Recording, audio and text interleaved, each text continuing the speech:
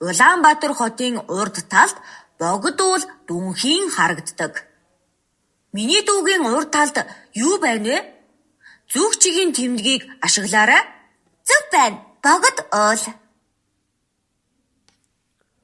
Тэгвэл зүүн гар талд юу байна вэ? Зүгчгийн тэмдгийг ашиглаарай. Зөв байна. Тоглоомын талбай. Харин баруун гар талд юу байна вэ? Зүгчгийн тэмдгийг ашиглаарай. Зөв байна. Засмал зам. Одоо ар талд нь буюу хойд зүгт юу байна вэ? Зөв байна. Сургууль.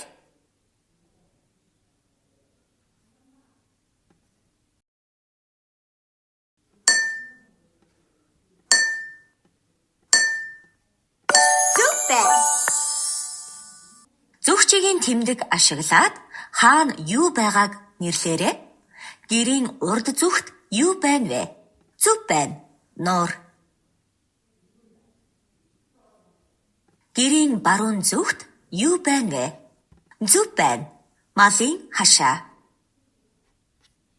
Гэрийн зүүн зүгт юу байна вэ? Зөв байна. Машин. Гэрийн хойд зүгт юу байна вэ? Зөв байна. Салхин сэс. Байрны эргэн тойронд байх зүйлсийг зөв байрлуулаарай. Банк. Хүнсний дэлгүүр. Машин зам. Тоглоомын талбай. Зөв байна.